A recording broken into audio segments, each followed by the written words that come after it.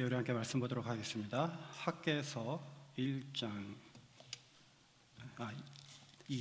학개서 2장, 구약성경 학개서 2장 1절부터 우리 9절까지의 말씀 같이 보도록 하겠습니다. 제가 가진 성경으로 1556페이지에 있습니다. 학개서 2장 1절에서 9절까지.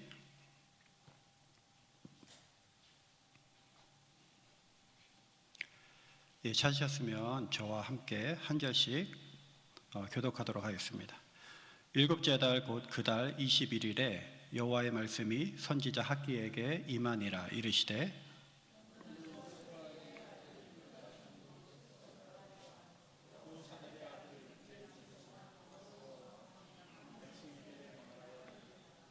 너희 가운데 남아있는 자 중에서 이 성전의 이전 영광을 본 자가 누구냐? 이제 이것이 너희에게 어떻게 보이느냐?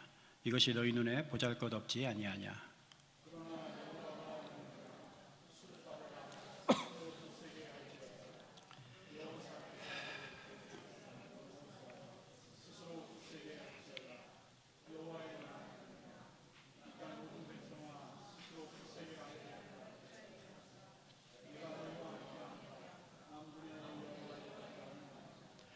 너희가 애굽에서 나올 때 내가 너희와 언약한 말과 나의 영이 계속하여 너희 가운데에 머물러 있나니 너희는 두려워하지 말지어다.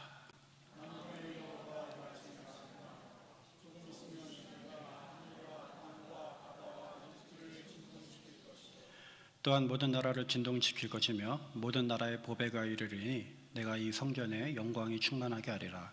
만군의 여호와의 말이니라.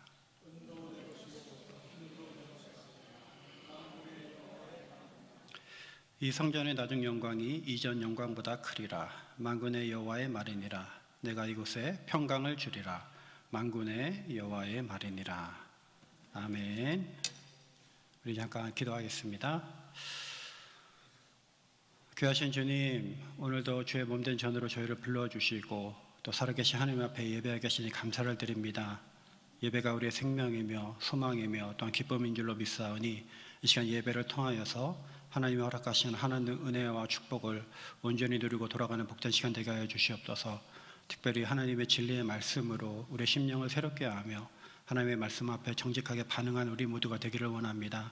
이 시간 성령께서 각 사람 가운데 역사하여 주셔서 하나님 이 시간 하나님의 기뻐하시는 뜻을 찾아 나갈 수 있는 우리 모든 복된 성도님들 되도록 축복하여 주시옵소서. 감사드리며 거룩하신 예수님의 이름으로 기도드립니다. 아멘. 할렐루야. 네, 반갑습니다. 너무 반가운 얼굴이 많고요. 네, 네, 오랜만에 서니까 참 많이 떨리고 네 그러네요. 네. 저희 와이프가 가서 울지 말라고 신신당부를 했는데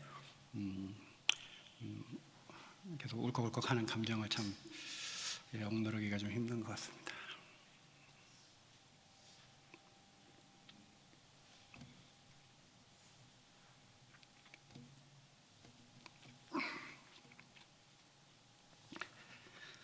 죄송합니다.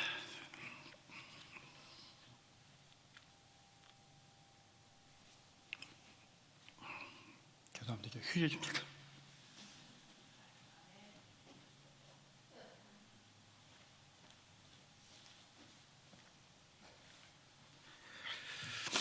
네, 죄송합니다. 집에 가서 와이프한테 혼나겠네요. 예. 오늘 우리가 살펴볼 학개서는 성전 재건과 관련해서 학개 선지자가 선포한 그 4번의 설교로 이루어진 책입니다. 그 4번의 그 설교 중에서 그 두 번째 설교가 가장 중요한데 오늘 우리가 읽은 이 본문이 두 번째 설교에 해당하는 본문입니다. 그런데 우리가 이 두 번째 설교를 이해하기 위해서는 첫 번째 설교를 먼저 좀 이해해야 할 필요가 있습니다. 그래야 두 번째 설교를 우리가 바르게 이해할 수 있기 때문입니다. 그래서 오늘 첫 번째 설교의 중요 포인트를 먼저 살펴본 후에 오늘 본문을 이어가도록 하겠습니다. 먼저 첫 번째 설교의 핵심은 1장 2절입니다. 1장 2절을 한번 보십시오. 만군의 여호와가 이같이 말하여 이르노라. 이 백성이 말하기를 여호와의 전을 건축할 시기가 이르지 아니하였다 하느니라. 지금 이 학개서의 배경은 이스라엘 백성이 70년간의 포로 생활을 마치고 지금 예루살렘으로 돌아온 시점을 배경으로 하고 있습니다. 잘 아시는 대로 페르시아 왕이었던 고레스에게 하나님께서 감동을 주셔서 예루살렘 성전을 다시 재건할 수 있도록 그렇게 허락하는 그 마음을 주십니다. 그래서 고레스 왕이 이스라엘 백성들을 돌아가게 하죠. 그래서 이제 그 고레스 왕의 허락 아래 무너진 성전을 다시 짓기 위해서 이 당시에 유다의 총독이었던 스룹바벨이 이제 이스라엘 백성들을 이끌고 이스라엘로 이제 돌아오게 됐습니다.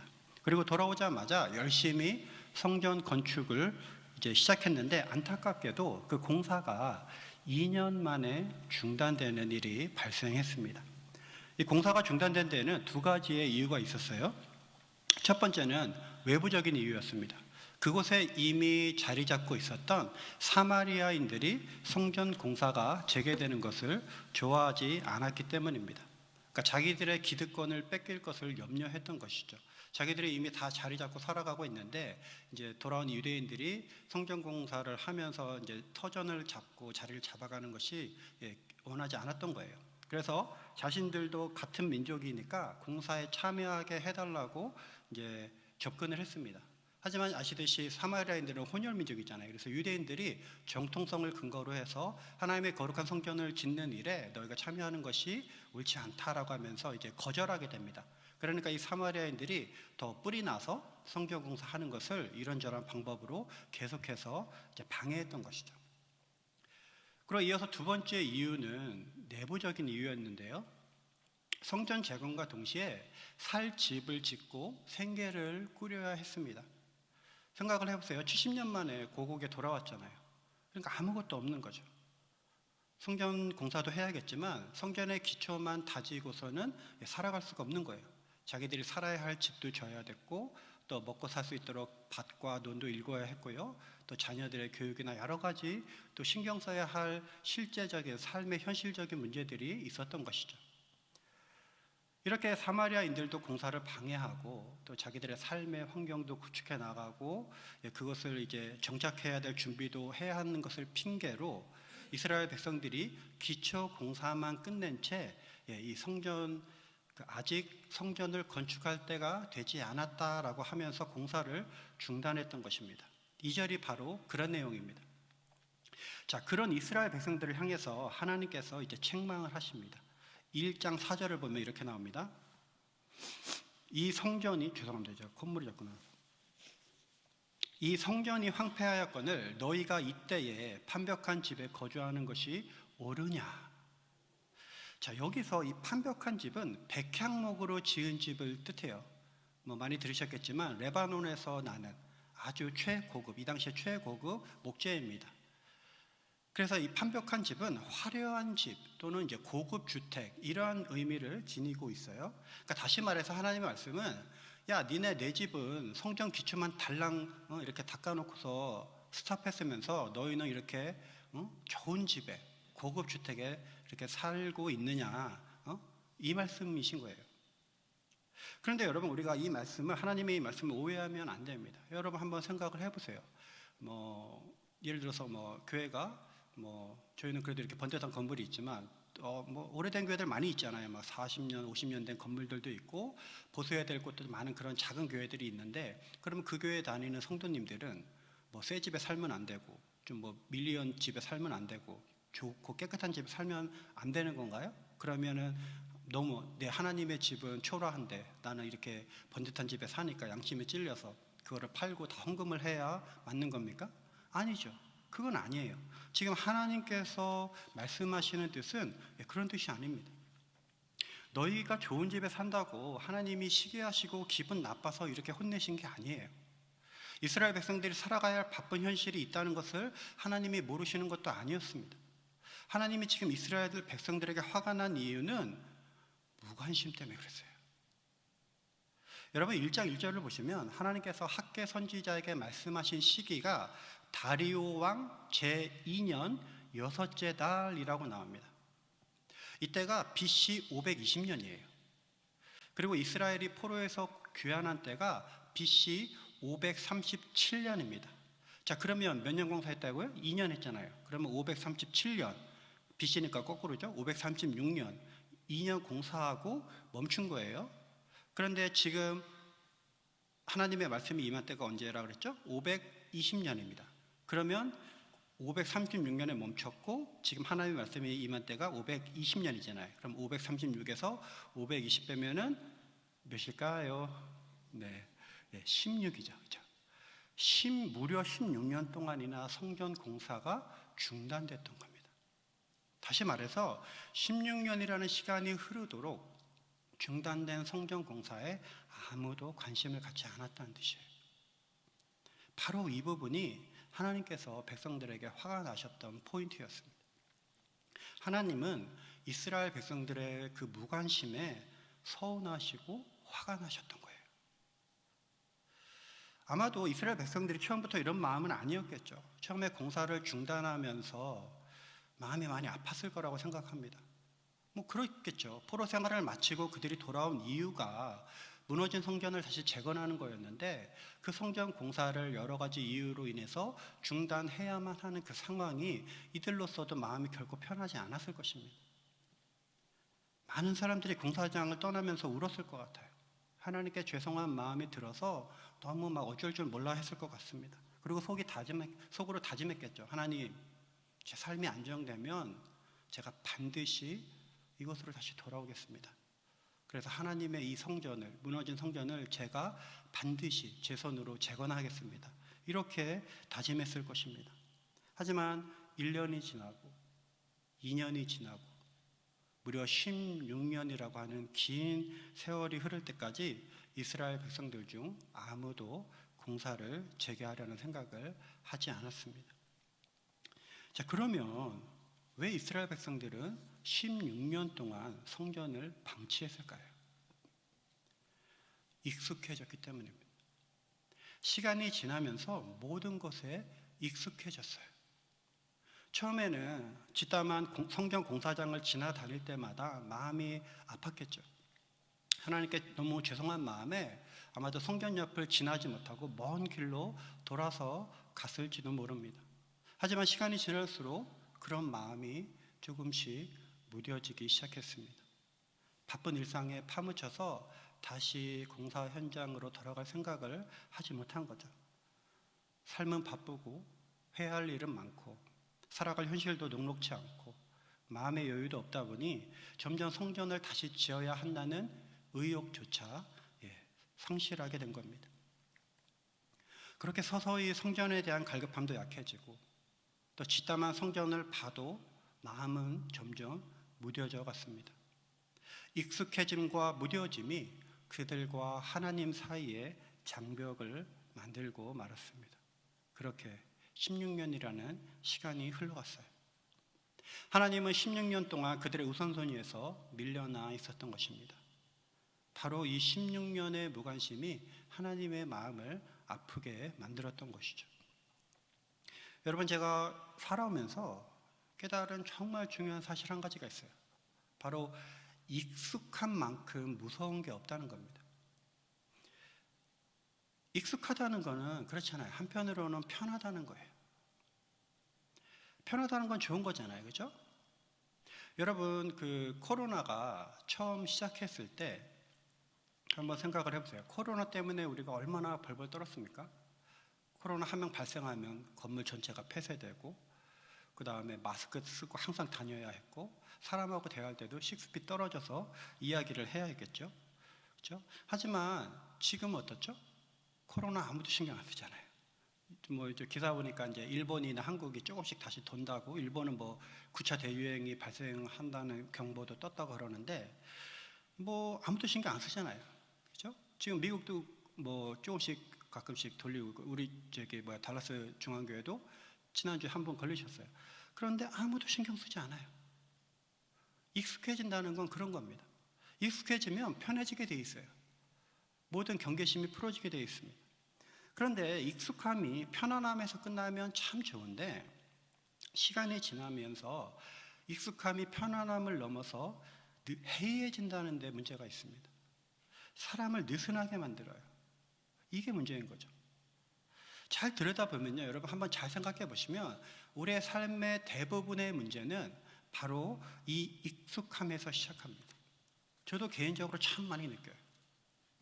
신앙생활도 똑같습니다. 영적인 것도 똑같아요. 계속 반복되고 익숙해지면 편해지게 되어 있습니다. 그리고 결국엔 무뎌져요. 예배가 무뎌지고 말씀이 무뎌집니다. 영적으로 깨어있기보다 편안함을 택하게 됩니다. 화요일 날마다 이제 풀타임들 사역자 회의가 있는데, 그러면 이제 지난주 예배 통계가 나와요. 모든 예배가. 근데 온라인 예배 수가 이제 달라스 정원교회 온라인 예배 수가 182명이에요. 그럼 제가 늘 궁금해요. 왜 아직도 이 많은 숫자가 182명이라는 많은 분들이 왜 온라인으로 예배를 드릴까? 늘 궁금해요. 물론 몸이 아프시거나 멀리 떨어져 계시거나 불가피한 경우도 분명히 있을 거라고 생각합니다. 하지만 다는 그렇지 않을 거예요. 그렇죠? 나머지 분들은 왜 온라인으로 예배를 드릴까? 항상 궁금해요. 제 생각에는 익숙해지신 것 같아요. 그렇게 해서라도 예배는 유지되니까, 나는 예배 드렸다고 생각할 수 있으니까 스스로에게 면죄부를 주는 거죠. 여러분, 이처럼 영적인 익숙함은 우리의 영혼을 조금씩 갉아먹는 아주 무서운 적입니다. 이 정도는 괜찮아. 나 지금까지 열심히 했는데 지금 상황이 이러니까 어쩔 수 없지. 다음에 하면 되지. 나중에. 사랑하는 성도 여러분, 혹시 지금 여러분의 모습이 이스라엘 백성들처럼 주님, 아직 성전을 건축할 때가 이르지 않았습니다 라고 말하고 있지는 않습니까? 하나님께서 여러분에게 말씀하시는 무언가가 있는데, 하나님께서 여러분을 사용하시기 위해서, 여러분을 변화시키기 위해서, 여러분을 위한 놀라운 일을 계획하시고 이제 결단하라고, 이제 앞으로 나아가라고, 이제 그 삶에서 벗어나 내가 내게 허락하는 놀라운 삶, 축복의 삶을 살아가라고 말씀하시는데, 혹시 여러분은 아직 내 성전을 건축할 때가 되지 않았다고, 주님 내 상황 아시지 않냐고, 조금만 더 기다려 달라고 그렇게 대답하고 있지는 않으십니까? 주님께서 우리에게 말씀하십니다. 5절을 보십시오. 만군의 여호와가 이같이 말하노라. 너희는 너희의 행위를 살필지니라. 익숙함과 편안함에 무뎌진 우리의 영적인 감각들이 다시 한번 살아날 수 있도록 각자의 영적인 상태를 잘 살피시고 점검하시는 여러분들이 되시기를 주님의 이름으로 축원합니다. 이어서 학개 선지자의 두 번째 설교를 살펴보겠습니다. 이스라엘 백성들의 잘못을 이제 1장에서 깨닫게 하신 하나님께서 1장 13절에서 내가 너희와 함께 할 것이다 라고 격려하세요. 그리고 하나님의 그 격려에 힘을 얻은 이스라엘 백성들이 다시 이제 중단됐던 성전 공사를 재개하게 됩니다. 그런데 얼마 지나지 않아서 또 다른 문제가 또 발생하고 맙니다. 오늘 3절 말씀입니다. 너희 가운데 남아있는 자 중에서 이 성전의 이전 영광을 본 자가 누구냐? 이제 이것이 너희에게 어떻게 보이느냐? 이것이 너희 눈에 보잘것없지 아니하냐? 16년 만에 성전공사가 다시 시작됐습니다. 다시 새로운 마음으로, 이제 정말 으쌰으쌰해서 이번에는 끝내자라는 그런 마음으로 열심히 공사에 참여했을 거예요. 그런데 얼마 지나지 않아서 공사를 방해하는 요소가 또다시 나타났습니다. 바로 몇몇 사람들의 불평과 낙심이 그 원인이었습니다. 뭐라고 불평했죠?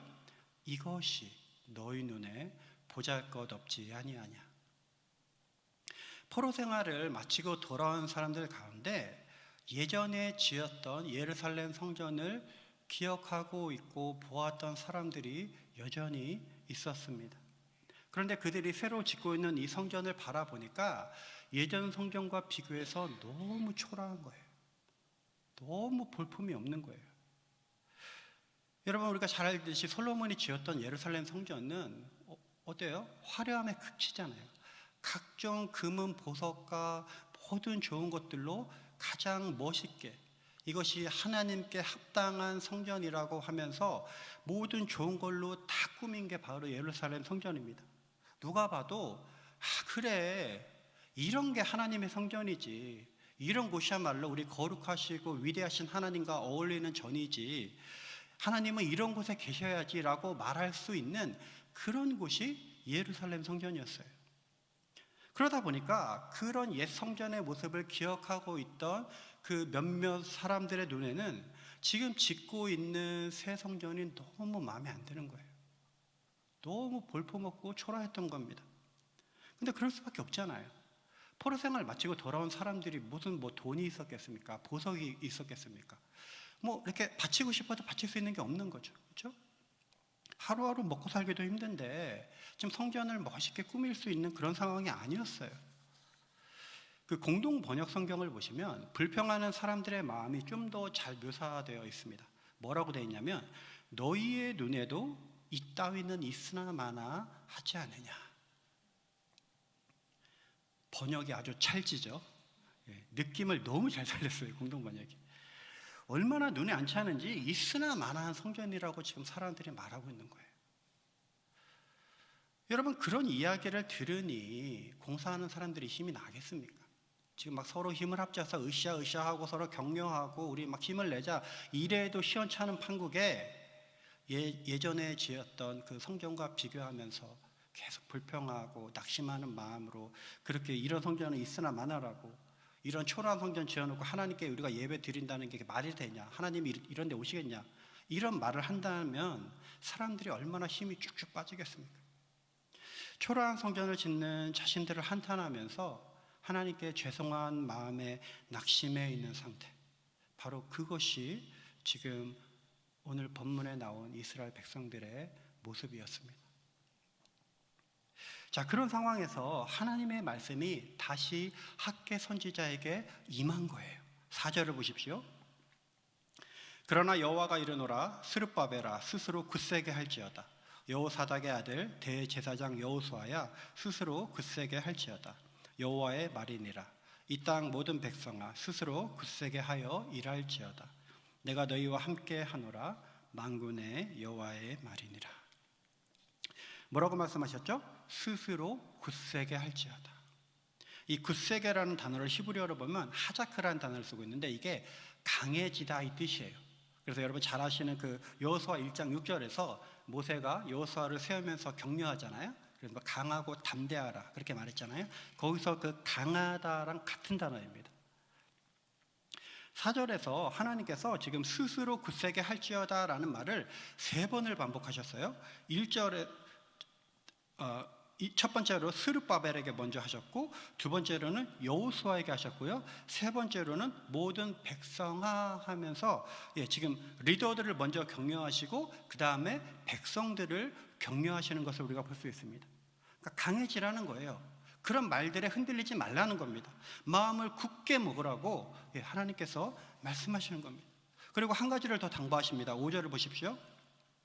너희가 애굽에서 나올 때에 내가 너희와 언약한 말과 나의 영이 계속하여 너희 가운데 머물러 있나니 너희는 두려워하지 말지어다. 무엇을 당부하셨습니까? 너희는 두려워하지 말지어다. 왜 두려워하지 말라고 하십니까? 너희가 애굽에서 나올 때에 내가 너희와 언약한 말과 나의 영이 계속해서 너희 가운데 머물러 있기 때문이라는 거예요. 근데 여기서 그 너희와 언약한 말이 그 히브리어 성경을 보면 according to the word예요. 그러니까 즉 너희가 애굽에서 나올 때 너희와 언약한 말대로 이 뜻이에요. 그러니까 너희와 언약한 말과 나의 영이 두 개가 따로 너희 가운데 머물러 있다는 뜻이 아니고요, 내가 너희와 언약한 그 말 그대로 나의 영이 계속해서 너희 가운데 머물러 있다는 그 뜻입니다. 그러니까 두려워하지 말라는 거예요.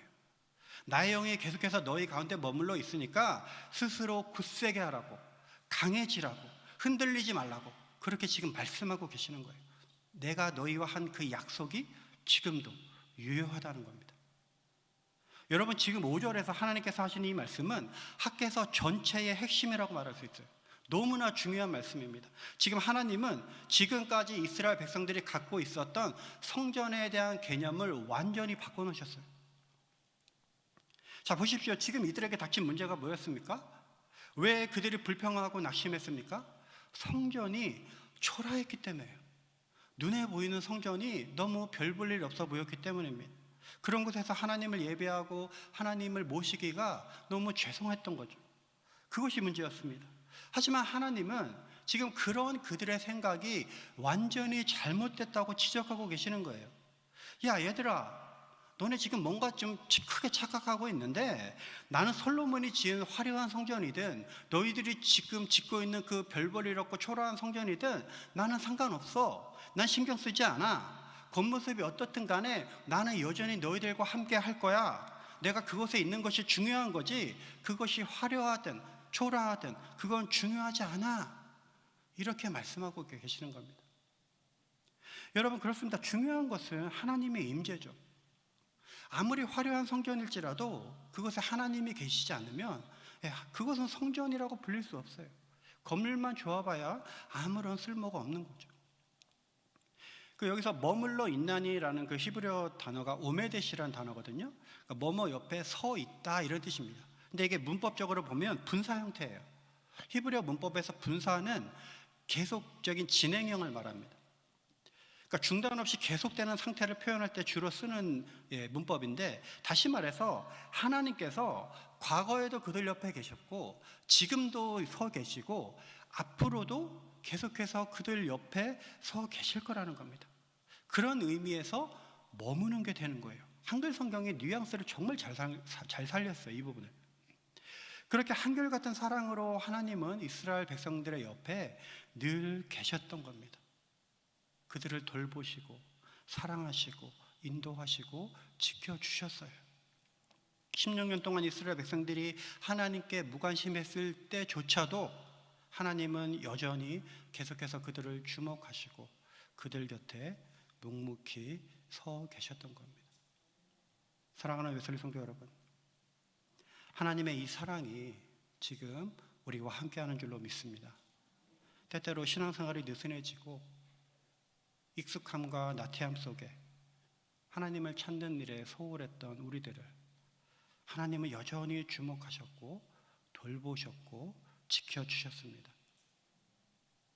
교회로 인해서 여러분이 힘들고 괴로웠던 그 수많은 시간 동안 여러분의 곁에서 묵묵히 함께 계셨어요. 그리고 우리에게 약속하신 성령을 통해 우리 안에 여러분의 삶 구석구석에 늘 함께 하고 계십니다. 너희들의 지금 모습이 어떠하든 괜찮다고 말씀하고 계세요. 나는 여전히 너희들을 기다리고 있다고 그렇게 말씀하시는 겁니다. 자, 이제 오늘 본문의 클라이막스입니다. 우리 6절부터 9절을 한번 같이 보겠습니다. 만군의 여호와가 이같이 말하노라. 조금 있으면 내가 하늘과 땅과 바다와 육지를 진동시킬 것이요 또한 모든 나라를 진동시킬 것이며 모든 나라의 보배가 이르리니 내가 이 성전의 영광이 충만하게 하리라. 만군의 여호와의 말이니라. 은도 내 것이요 금도 내 것이니라. 만군의 여호와의 말이니라. 이 성전의 나중 영광이 이전 영광보다 크리라. 만군의 여호와의 말이니라. 내가 이곳에 평강을 주리라. 만군의 여호와의 말이니라. 지금 하나님은 이스라엘 백성들에게 성전이 초라해도 상관없는 이유에 대해서 알려주고 계십니다. 아주 구체적으로 말씀하셨어요. 왜 성전이 초라해도 하나님은 상관이 없습니까? 하나님께서 스스로 그 영광을 창조하실 것이기 때문에 그렇다는 거예요. 필요하다면 하늘과 땅을 진동시키고 모든 나라를 흔들어서라도 그들로 하여금 성전에 필요한 모든 금은보화를 하나님께서 스스로 채우실 수 있는 분이시기 때문에 그렇다는 겁니다. 하나님이 마음만 먹으면 얼마든지 지금 성전이 솔로몬의 그 화려한 성전보다 더 멋지고 화려하게 만드실 수 있다는 거예요. 그렇게 중요한 것은 무엇입니까? 건물이 아니라는 거예요. 하나님의 임재입니다. 하나님의 영광이 충만한 곳, 하나님의 임재가 가득한 그곳이야말로 진정한 성전이라고 하나님은 말씀하고 계신 겁니다. 그걸 가르쳐주고 싶으셨던 거예요. 성전의 외양에 집착하지 말라고, 나에게 집중하라고, 내 임재를 사모하라고 하나님이 말씀하고 계시는 겁니다. 아마도 여기 계신 분들의 마음이 오늘 본문에 나오는 우리 이스라엘 백성들의 마음과 비슷하지 않을까 생각됩니다. 오랜 시간 교단 분리 문제로 교회가 시끄러웠고, 또 목회자 선정 문제로 인해서 많은 갈등과 또 어려운 시간들을, 많은 아픔들을 보내셨을 거라고 생각을 합니다. 또 그렇게 해서라도 좋은 결과가 나왔으면 참 감사한데, 안타깝게도 또 이제는 목회자도 없고 또 교인들도 떠나버린 그런 교회가 돼버렸어요. 매주 드리는 예배를 드리면서 또 이전에 드렸던 그런 예배가 생각나시기도 할 거고, 또 그때에 비해서 참 인간적으로 봤을 때 많은 것이 부족하고 또 초라해 보이는 지금의 모습 때문에 이스라엘 백성들처럼 마치 무너진 성전을 바라보듯이 마음 아파하고 눈물을 흘리신 많은 분들이 있을 거라고 생각합니다. 불투명한 교회의 미래와 또 해결해야 될 많은 문제들로 인해서 뭘 해도 마음이 편하지 않은 많은 분들이 있을 거라고 생각을 합니다. 사랑하는 웨슬리 성도 여러분, 혹시 그러시다면 오늘 우리 말씀을 붙잡았으면 좋겠어요. 지금 하나님께서 여러분에게 원하시는 것은 잘 준비된 예배와 잘 갖춰진 시스템이 아니에요. 좋은 환경이 아닙니다. 하나님은 여러분의 중심을 원하십니다. 하나님의 임재를 갈망하고 하나님의 은혜를 사모하는 여러분의 마음을 원하세요. 사실 하나님에게 예루살렘 성전은 필요 없어요. 우리 하나님은 그 어떤 것으로도 표현할 수 없고 그 어떤 것으로도 만족시킬 수 없는 그런 분이기 때문에 사실 우리가 드리는 그 무엇도 필요 없으신 분이에요. 그 자체로 완전하시고 완벽하신 분이기 때문에 그렇습니다. 우리는 그저 그 완전하신 하나님이 우리가 있는 이곳에 오셔서 그 거룩하신 임재 앞에 우리가 들어갈 수 있도록 간절히 원하기만 하면 됩니다. 그 하나님의 임재를 갈망하고 소망하고 간절히 하나님의 은혜를 구할 때 그 나머지는 하나님이 다 채워주시기 때문에 그렇습니다. 하나님 스스로가 자신의 그 성전에 영광이 충만하도록 만드실 것이기 때문에 그렇습니다. 믿으십니까? 여러분이 그 믿음으로 하나님을 신뢰하며 나아갈 때 웨슬리 교회의 나중 영광이 이전 영광보다 더 크게 될 줄로 믿습니다. 무엇보다 제가 부탁드리고 싶은 건 여러분 스스로를 자책하지 않으셨으면 좋겠어요.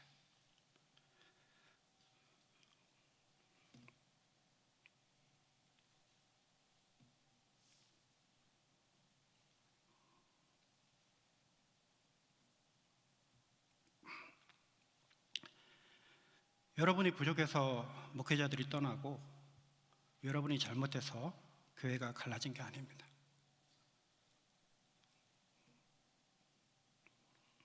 여러분 탓이 아니에요. 그런 생각 안 하셨으면 좋겠습니다. 힘들고 어려운 상황 속에서 지금까지 잘 인내하시고 잘 견뎌내시고 잘 버텨주셨어요. 때때로 다른 교회 가버리고 싶을 때도 있으셨을 거고, 이놈의 교회 맨날 싸우기만 하고 해결도 안 되고 이런 상황이 지긋지긋해서 신앙을 아예 떠나고 싶을 때도 있으셨을 텐데 잘 이겨내셨습니다. 제가 개인적으로 너무 고맙습니다. 정말 칭찬해드리고 싶어요. 이제 마음을 잘 추스리시고 힘을 내셔야 할 때입니다. 여러분이 집중해야 할 것이 무엇인지 잘 생각하시고 거기에 힘을 모으셔야 할 때예요. 그럼 제일 중요한 게 뭘까요? 예배입니다. 예배를 회복하시기를 축원합니다. 목회자가 없어도 예배는 얼마든지 드리실 수 있어요. 시스템이 부족하고 예배에 섬길 사람이 없어도 예배는 얼마든지 드릴 수 있습니다. 하나님이 그곳 가운데 임재하시느냐 안 하시느냐가 중요한 거지 환경은, 사람은 중요한 게 아닙니다. 하나님이 우리의 중심을 보십니다. 한두 사람이 드리는 그 사람의 중심을 보세요. 다윗과 같이 사모하는 심령으로, 갈급한 심령으로 우리 웨슬리 교회 회복을 위해서, 예배 회복을 위해서 기도하셨으면 좋겠습니다. 예배가 살아야 교회가 살아날 수 있어요. 예배가 살아야 여러분이 살아날 수 있습니다.